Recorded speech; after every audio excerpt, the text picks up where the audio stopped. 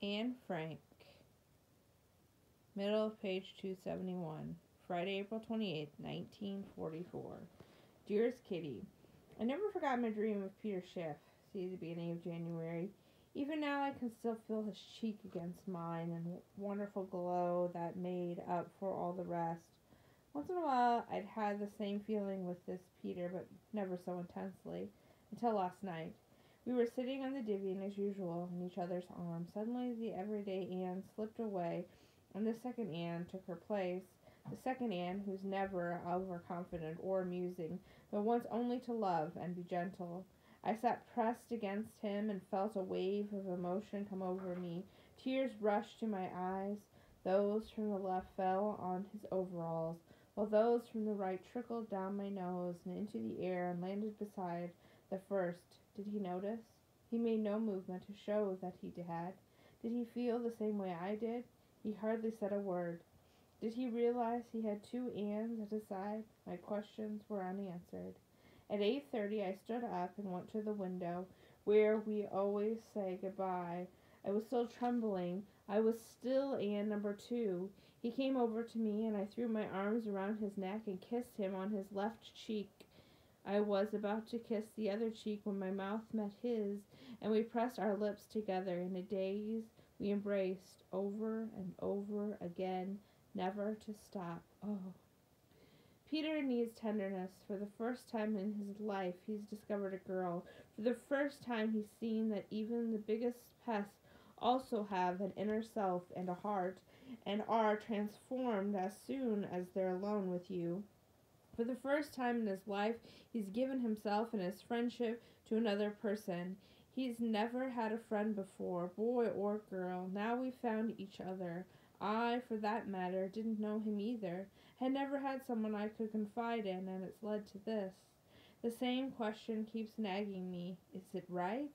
Is it right for me to yield so soon? For me to be so passionate? To be filled with as much passion and desire as Peter? Can I, a girl, allow myself to go that far? There's only one possible answer. I'm longing so much, and have for such a long time. I'm so lonely, and now I've found comfort. In the mornings we act normally, in the afternoons too, except now and then, but in the evenings the suppressed longing of the entire day, the happiness and the bliss of all the times before come rushing to the surface, and all we can think about is each other. Every night, after our last kiss, I feel like running away and never looking him in the eyes again, away, far away into the darkness and alone. And what awaits me at the bottom of those 14 stairs, bright lights, questions, and laughter. I have to act normally and hope they don't notice anything. My heart is still too tender to be able to recover so quickly from a shock like this one. I had last night. The gentle Anne makes infrequent appearances, and she's not about to let herself be shoved out the door so soon after she's arrived. Peter's reached a part of me that no one has ever reached before except in my dream. He's taken hold of me and turned me inside out. Doesn't everyone need a little quiet time to put themselves to rights again? Oh, Peter, what have you done to me? What do you want from me? Where will this lead? Oh, now I understand Beth. Now that I'm going through it myself, I understand her doubts. If I were older and he wanted to marry me, what would my answer be? And be honest, you wouldn't be able to marry him. But it's so hard to let go. Peter still has too little character, too little willpower, too little courage and strength. He's still a child, emotionally no older than I am. All he wants is happiness and peace of mind. Am I really only 14? Am I really just a silly schoolgirl? Am I really so inexperienced in everything? I have more experience than most. I've experienced something almost no one my age ever has. I'm afraid of myself, afraid my longing is making me yield too soon. How can it ever go right with other boys later on? Oh, it's so hard. The eternal struggle between heart and mind. There's a time and a place for both, but how can I be sure that I've chosen the right time? Yours, Anne and Frank. Tuesday, May 2nd, 1944. Dearest Kitty, Saturday night I asked Peter whether he thinks I should tell Father about us. After we discussed it, he said he thought I should. I was glad. It shows he's sensible and sensitive, and soon as I came downstairs I went with Father to get some water. While we were in the stairs I said, Father, I am sure you've gathered that when Peter and I are together, we don't exactly sit at opposite ends of the room. Do you think that's wrong? Father paused before answering. No, I don't think it's wrong. But Anne, when you're living so close together as we do, you have to be careful. He said some other words to that effect, and then we went upstairs. Sunday morning he called me to him and said, Anne, I've been thinking about what you said. Oh, I knew what was coming. Here in the annex, it's not such a good idea. I thought you were just friends. Is Peter in love with you? Of course not, I answered. Well, you know I understand both of you, but you must be the one that shows restraint. Don't go upstairs so often. Don't encourage him more than you can help. In matters like these, it's always the man who takes the active role, and it's up to the woman to set the limits. Outside, where you're free, things are quite different. You see other boys and girls, you can go outdoors, take part in sports and all kinds of activities, but here, if you're together too much and want to get away, you can't. You see each other every hour of the day, all the time. In fact, be careful, Anne, and don't take it too seriously. I don't, Father, but Peter's a decent boy, a nice boy. Yes, but he doesn't have much strength of character. He can easily be influenced to do good, but also to do bad. I hope for his sake that he stays good, because he's basically a good person. We talked some more and agreed that Father would speak to him too. Sunday afternoon, when we were in the front attic, Peter asked, Have you talked to your father yet, Anne? Yes, I replied. I'll tell you all about it. He doesn't think it's wrong, but he says that here, where we're in such close quarters, it could lead to conflicts. We've already agreed not to quarrel, and I plan to keep my promise. Me too, Peter, but Father didn't think we were serious. He thought we were just friends. Do you think we can be? Yes, I do. How about you? Me too. I also told Father that I trust you. I do trust you, Peter, just as much as I do Father, and I think you're worthy of my trust. You are, aren't you? I hope so, he said, very shy and blushing. I believe in you, Peter, I continued. I believe you have a good character and that you'll get ahead in this world. After that, we talked about other things. Later I said, If we ever get out of here, I know you won't give me another thought. He got all fired up. That's not true, Anne. Oh, no, I won't let you even think about me. Just then, somebody called us.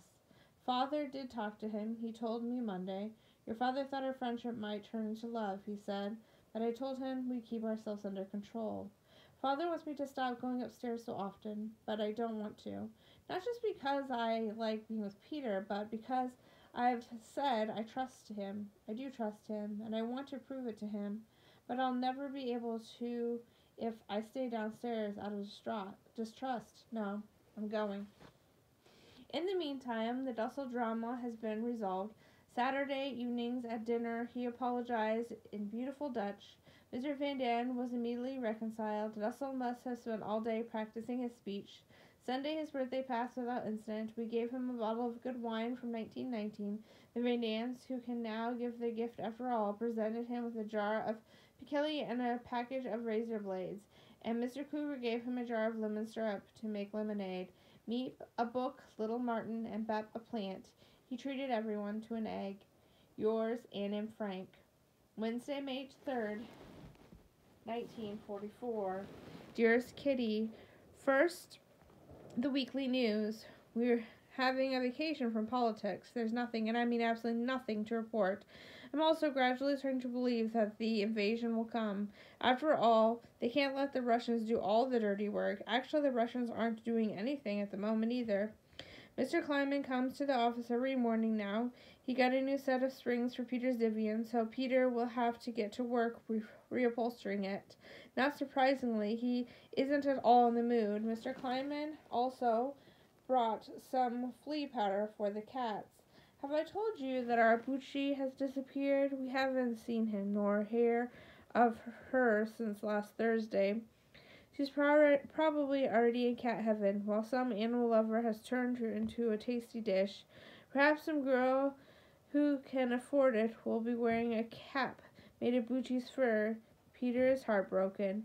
For the last 2 weeks, we've been eating lunch at 11:30 on Saturdays. In the mornings, we have to make do with a cup of hot cereal. Starting tomorrow, it'll be like this every day.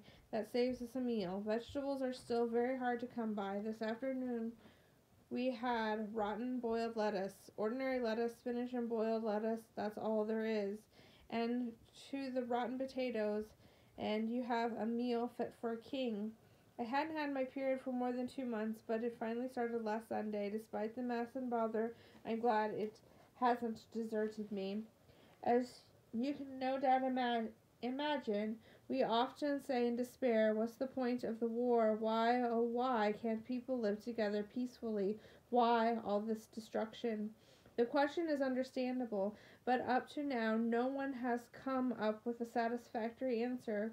Why is England manufacturing bigger and better airplanes and bombs, and at the same time churning out new houses for reconstruction?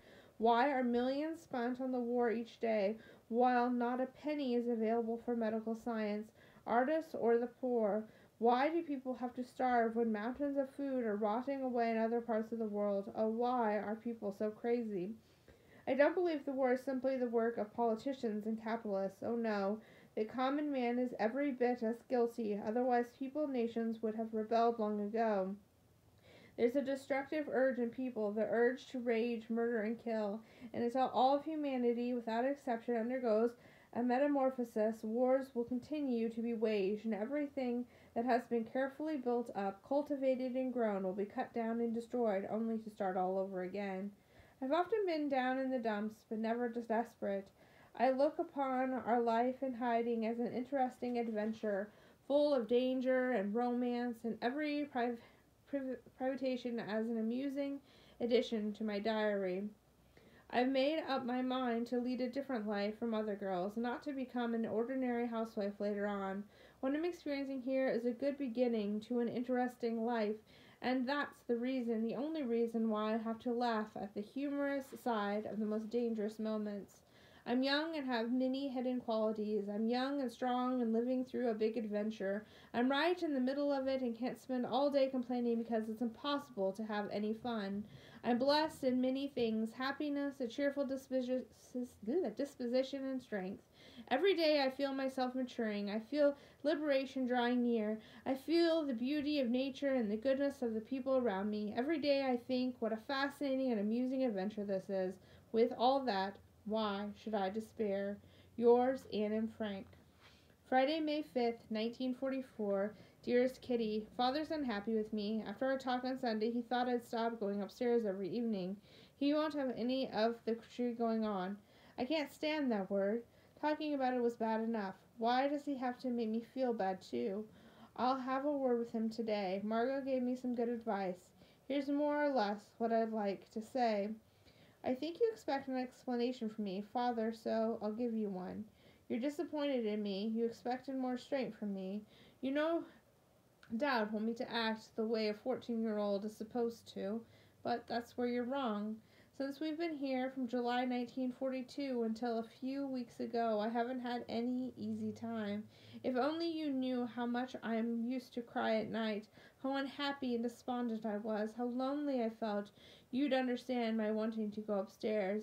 I've now reached the point where I don't need the support of Mother or anyone else. It didn't happen overnight. I've struggled long and hard and shed many tears to become as independent as I am now. You can laugh and refuse to believe me, but I don't care. I know I'm an independent person, and I don't feel I need to account to you for my actions. I'm only telling you this because I don't want you to think I'm doing things behind your back. But there's only one person I'm accountable to, and that's me. When I was having problems, everyone, and that includes you, closed their eyes and ears and didn't help me. On the contrary, all I ever got were admonitions not to be so noisy. It was noisy only to keep myself from being miserable. All the time, I was overconfident to keep from having to listen to the voice inside me. I've been putting on an act for the last year and a half, day in, day out. I've never complained or dropped my mask, nothing of the kind. And now the battle is over, I've won. I'm independent in both body and mind. I don't need a mother anymore, and I've emerged from the struggle a stronger person. Now that it's over, now that I know the battle has been won, I want to go my own way, to follow the path that seems right to me. Don't think of me as a 14-year-old, since all these troubles have made me older. I won't regret my actions. I'll behave the way I think I should. Gentle persuasion won't keep me from going upstairs. You'll either have to forbid it or trust me through thick and thin. Whatever you do, just leave me alone. Yours, Anne and Frank. Saturday, May 6, 1944. Dearest Kitty, last night before dinner, I tucked the letter I'd written into Father's pocket. According to Margot, he read it and was upset for the rest of the evening. I was upstairs doing the dishes. Poor Pim, I thought, have known about what the effect of such an epistle would be. He's so sensitive. I immediately told Peter not to ask any questions or say anything more. Pim said nothing else to me about the matter. Is he going to?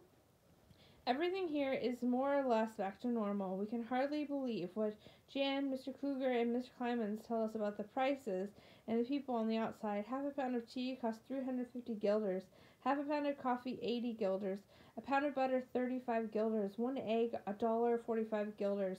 People are paying 14 guilders an ounce for Bulgarian tobacco. Everyone's trading on the black market. Every errand boy has something to offer. The delivery boy from the bakery has supplied us with darning thread.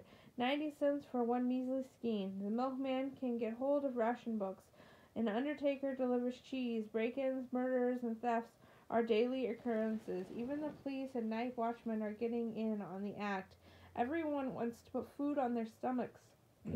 And since salaries have been frozen, people had to resort to swindling. The police have their hands full trying to track down the many girls of 15, 16, 17, and older who are reported missing every day. I want to try to finish my story about Ellen, the fairy, just for fun. I can't give it to Father on his birthday, together with all the copyrights. See you later. Actually, that's not the right phrase. In the German program broadcast from England, they always close with Auf Wiedersehen, so I guess I should say, until we write again. Yours, Anne and Frank.